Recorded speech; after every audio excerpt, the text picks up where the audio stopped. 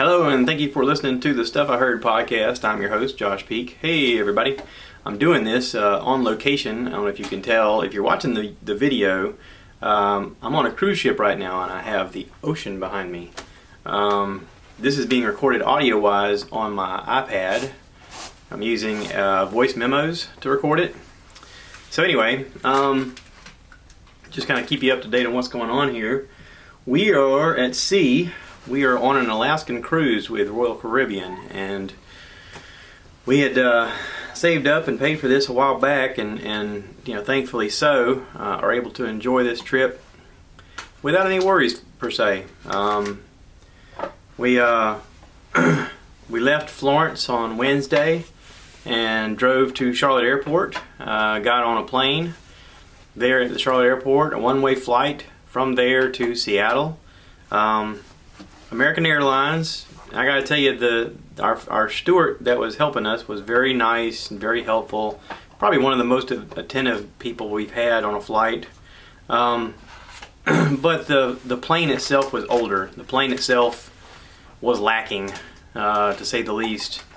You figure you got a 5-hour flight straight from Seattle, or straight from Charlotte to Seattle, and you know, I'm a little bit spoiled. I mean, I get the fact that we're in a metal tube flying, you know, almost 4,000 miles across country in 5 hours, which is amazing if you just think about that feat all in itself. But I was a little let down in the fact that we had paid extra for first class for the first time ever.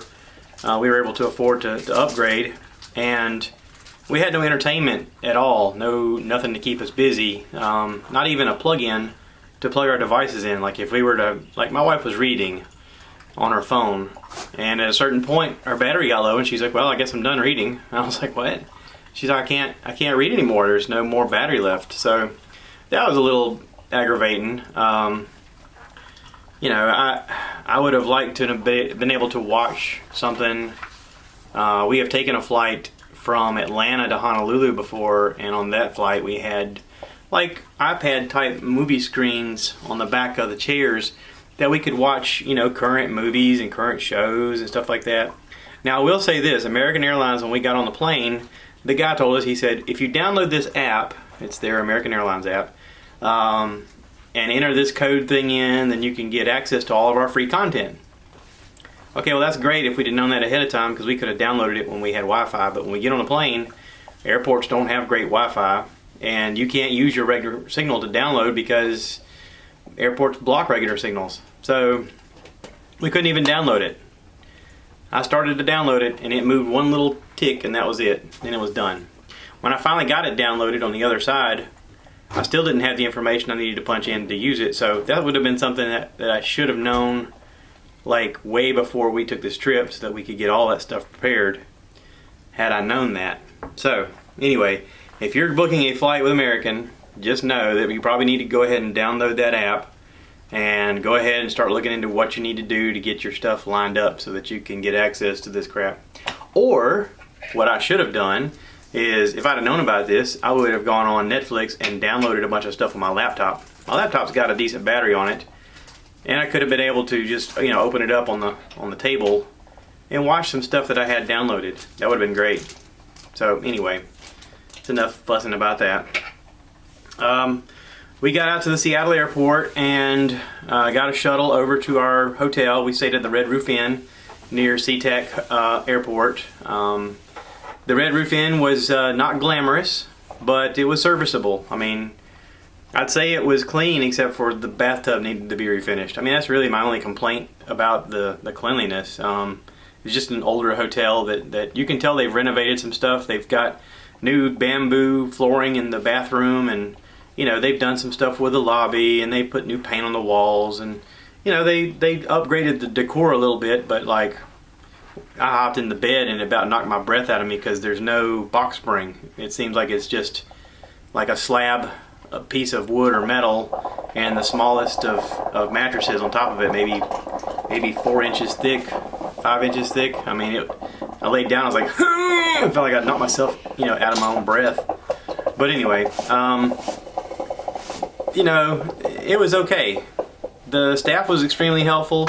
There was a lady downstairs that I talked to. We were able to discuss, where the local Enterprise rental place was.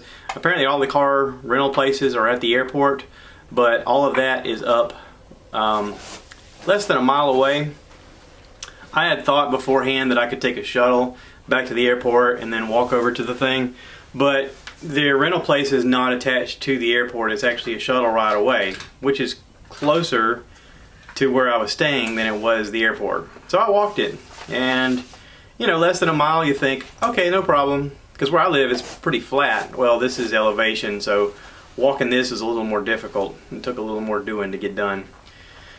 So anyway, I walked over there, got the car the next day, and went and visited my son Draven. My boy Draven lives in Mukilteo,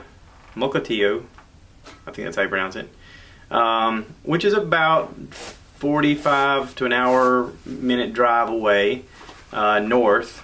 And we went to rent the car, and they were supposed to have us a compact car, but they were all out of compact cars.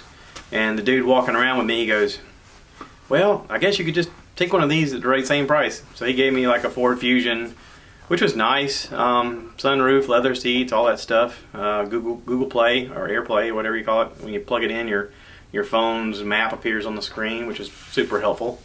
We had a nice drive up there. Found where he lived, and was able to meet up with him and hug necks, and he looked good. He looked really good. I hadn't seen him in probably 3 years. I'd had like photos once in a while that we were able to share back and forth, but it's good to actually see him and know that he's doing well. And we took him out to breakfast. We had some IHOP and loaded up, and got to catch up on some information and share pictures and whatnot, and kind of talk about what's going on in each other's lives. And then we took him out to get some new clothes. It's kind of one of those things that as a parent you would do if they live nearby, but he lives all the way out here, so I was like, hey, I kind of want to do something nice for you. You need some clothes or some shoes or something. I mean, we can take you shopping. And so we did. We took him shopping and got some of that done, and it was good. It was good to know that he's doing well, and it was good to reconnect a little bit, and know that he's doing okay. Made me feel good. So we left there and headed back to turn in the car. Had to fuel it up, of course, before we take it back, and turned it in. And my wife was like, I could walk with you. I was like, really? And she's like, yeah, get some exercise. And I was like, okay. So anyway, we started walking, and we walked right by this place that was doing Thai food. What was it called again? Do you remember? Tong cheese? Tong chong. Tong chongs? Yeah.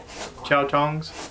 I don't remember the name. Anyway, it sounds awful if I say it, because I'm mispronouncing it, and wasn't really meaning for it to sound bad. But anyway, good food, good Thai food. I had something with a peanut sauce and dumplings and vegetables and chicken, and it was delicious. And my wife had a chicken noodle soup that was a heaping bowl with rice noodles and stuff like that, and bamboo shoots, and it was good. It was delicious.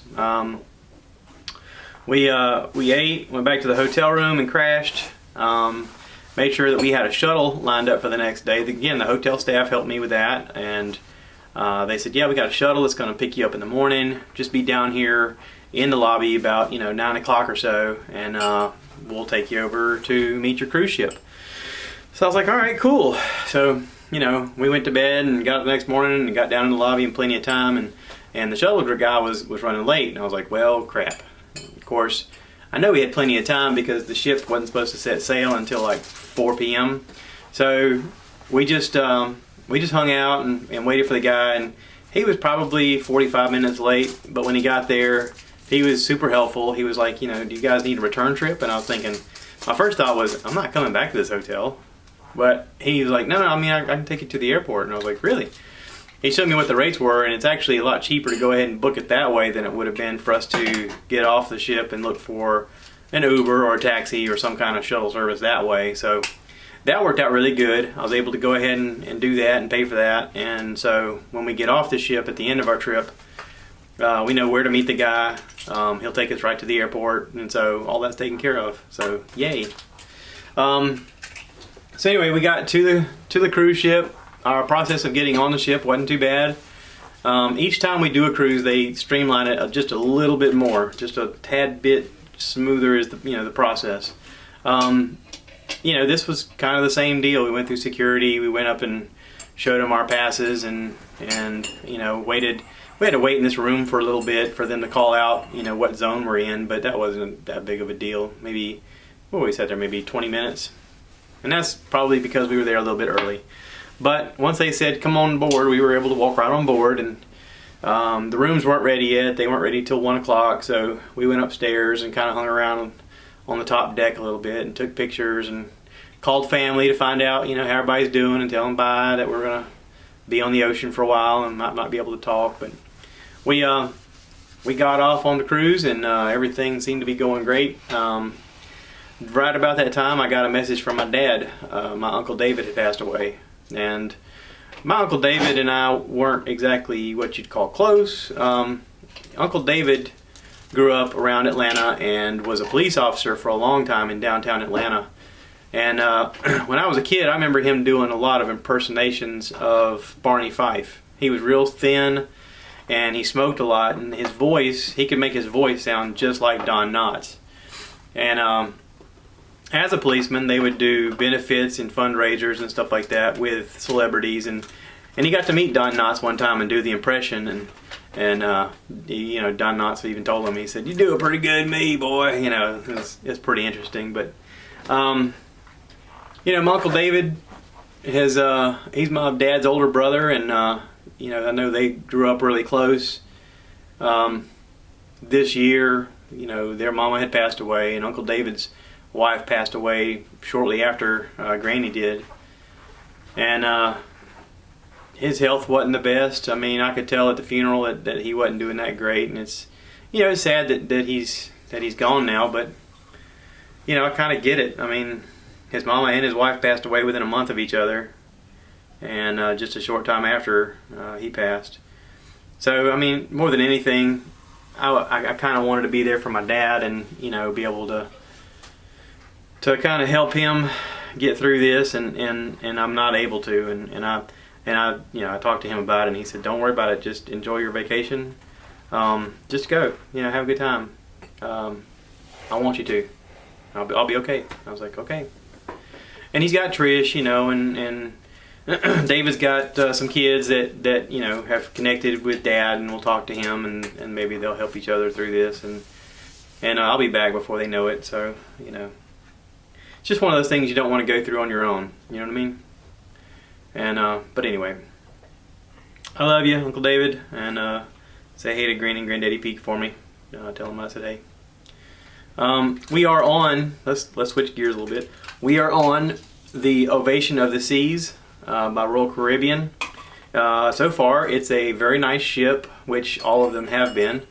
This ship has a different dining experience than we're used to, in the fact that when you go down to the dining area, it's not one big giant ballroom looking thing that's 2 stories or 3 stories tall like we've seen in some other ships. This one has like independent dining rooms on deck 4 and deck 3. We just happened to go into one last night called Silk, which is done up in like an Asian theme with some kind of plush material on the seats. The seats are really soft and cushiony. It's decorated nice, and we had a good dining experience last night. We were at a table for 2 that was connected to other tables of 2, kind of 2. We were talking to people next to us, and we're having a good time. And this guy comes over, and he's like one of the head dudes that runs the kitchen area, and he was like, "Hey, you guys want to? Do you like your seat? Would you like to sit here maybe next night, or continually?" And we were like, "Yeah, this is nice," because we were right next to a window. We could see out. We were enjoying the fact that we had a great view. And so anyway, we booked that, and the guy said, just when you come up the next night, you don't have to stop and wait for the line. You can just walk right to this table and it'll be ready. So that was pretty cool. We've only done that one night so far, so so far it's a pretty cool experience. Our room is very nice. We we're in a junior suite. Is that right? We're in a junior suite. The balcony is nice. The bed's nice. There's interesting lighting scenarios that go on in here. One of the things that's kind of cool about this is it's got 2 bathrooms. And not just 2 bathrooms, but like one bathroom off to one side, and it's got like just a toilet and a sink. On the other side, it's got a full-size tub on your right and a walk-in shower on your left, which is pretty interesting when you think about how small a cruise ship is and the lack of space. That's pretty creative to put those things together. You wouldn't normally think, oh yeah, we can squeeze a walk-in shower and a full tub in here. And the full tub is deep. I mean, it's deep enough I could get in and be like, hey, this is a nice tub, you know what I mean? So, you know, this is an interesting setup the way they've done it. The only thing that I don't care for is, to me, there's not enough outlets.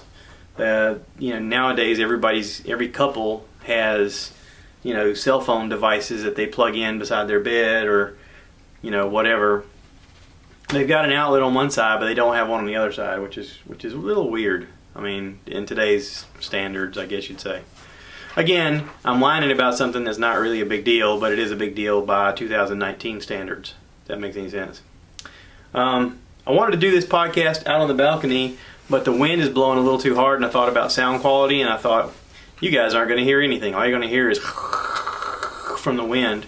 Not that it's like blowing wind that hard, it's just that, I mean, it's a lot louder than if I don't have it. The noise you hear in the background is my wife wanted to make us some coffee, and thank you, sweetheart, for making coffee. And if you got coffee, this is your moment. You're going to sip, okay? Ready? Gotta get some caffeine. Part of the thing I like about Bert's podcast is he's doing it from his man cave, and his family comes in sometimes, and he has conversations with them, and it's that weird stuff that's not really planned that sort of makes it more intimate and makes it so that you enjoy it a little bit more. I mean, for me personally, I'm a podcast fan. Some people are just novices and you're new to this thing. Hey, if you're new to this thing and you're just now checking me out, stick around. There's all kind of weirdness like this going on. I got all kinds of stuff you're not going to expect. So it wouldn't be odd if I said you need to talk about how pretty Seattle and where Draven lives is.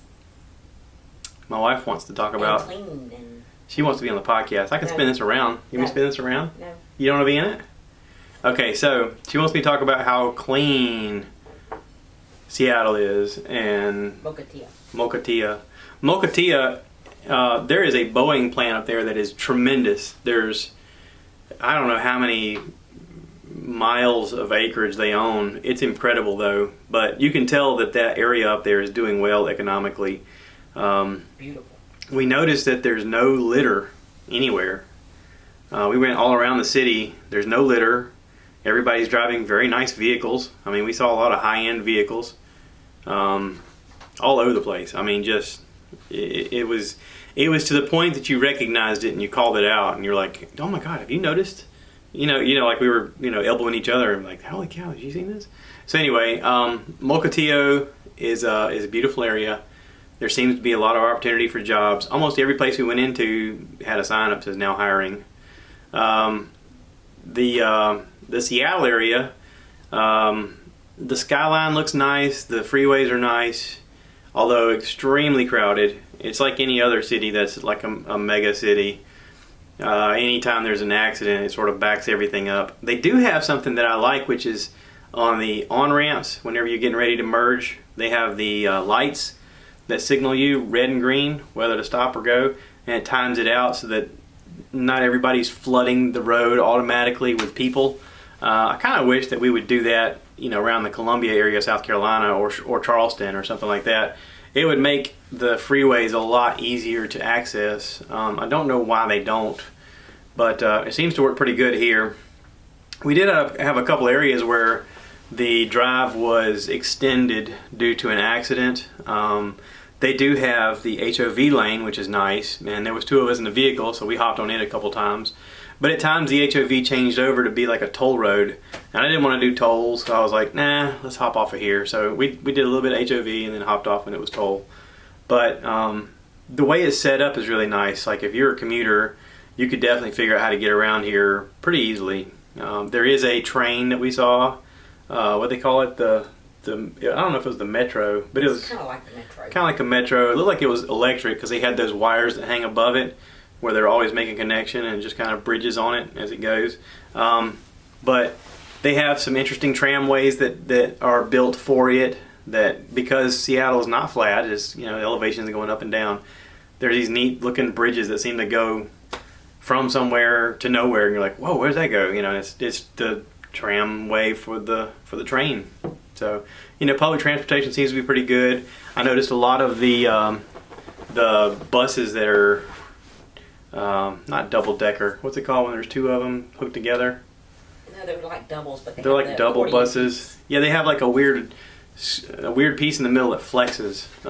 They had those riding around, and our experience with those are, in these cities, whenever those are available, is that they're pretty regular. The hotel we were staying at, I looked out and I saw them stopping by like every 5 minutes, and I was like, okay, well, public transportation seems to be really good in these bigger cities like San Francisco, and I'm sure Seattle tried to emulate something similar here.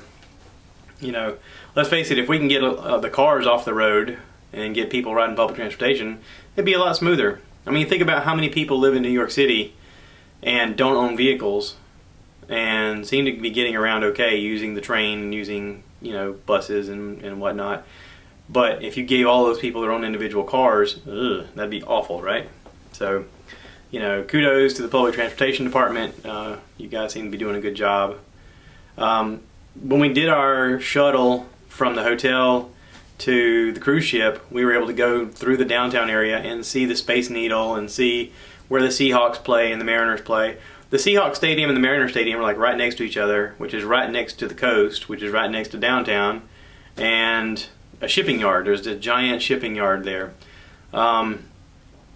The stadium is beautiful. We didn't actually go in it or anything. We just kind of drove by it, but you could see it even from far off. Even when we got on the cruise ship and we're sailing away, you could still see it. It's visually, striking. We went through the downtown area a bit more than we should have because there was some accidents that completely stopped road travel. So our shuttle driver did a detour through the downtown parts, and it's like any metropolis city. It's just hustle bustle, lots of construction, lots of people doing a lot with very little space. I can imagine that living down there is probably very expensive. But it's if you're in the metropolis, you pay for that convenience and you pay for that access, and you learn to navigate it because that's what people do. We're adaptive, right? Look how adaptive I am. I'm using an iPad and a camera on a laptop, looking outside of my window on a ship as we're in the Pacific Ocean, heading towards Juneau, Alaska. So if you guys are listening to this, you're just going to take my word for it, or watch the YouTube video. You can see it out the window. I am posting some photos on Instagram once in a while. Go to JTATPEEK. I'm able to post there. I'm going to try and post some stuff on Facebook. I don't know when I can get video out. I'm going to try. We have very limited internet access here. We paid for the fastest internet they have, but it's struggling to post a photo. So I doubt it's going to be able to upload a YouTube video. We're going to have to wait and see what happens. Maybe when we get in port, we'll have a better signal. And tomorrow is Juneau. Tomorrow is Juneau. We're whale watching? Mm-hmm. Tomorrow is whale watching. My wife is terrified. And salmon. And I am so excited. She's looking forward to the salmon. I'm looking forward to seeing the whales. Come on. How can you not like whales? Whales are awesome. I always think about the fact that whales live, hundreds of years old. We have no idea really how old they get. And they live most of their life under the water. The earth is covered in 75% water. And they somehow communicate with other animals, and they communicate with each other, and they have domain really over our planet. And we're just these busy little things that are on top of the surface making a mess of everything and trying to do the right thing, but often not. I kind of have a feeling that we're gonna at some point do each other in, and the whales are just still gonna be here and be like, see, I told you it'd pass. You just have to let them phase themselves out, like the dinosaurs. Remember the dinosaurs? Yeah, we did that a long time ago. You were just a kid then, you know. So anyway, I'm gonna wrap this up. This is a short one. Looks like I'm at 25-ish minutes now. I don't want to get all crazy here on the ship. That, and I haven't watched much of anything. Our TV here doesn't have access to anything. We have an ESPN channel that appears to show some football, nothing worth watching, and the other ESPN channel appears to have nothing but tennis on it. And then we have a bunch of channels that are about the ship. And that's about it. There's a Red Bull channel where last night I watched them do the homemade boxcar races down the side of a hill, and they would crash every couple of seconds. I don't exactly know what that channel's supposed to be about, but apparently you drink a lot of Red Bull and then you crash things. So skateboarding and whatnot. Yeah, that's it. All right, I'm gonna wrap this up. Please remember to rate, review, subscribe, share with your friends, and tell me more about what's going on with you. If you want to be part of the podcast, reach out to me. Let me know. I'm not there right now. If you're on the East Coast, brace for the Hurricane Dorian.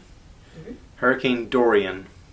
I got messages today from friends going, "You guys gonna be okay?" I'm like, "I'm good.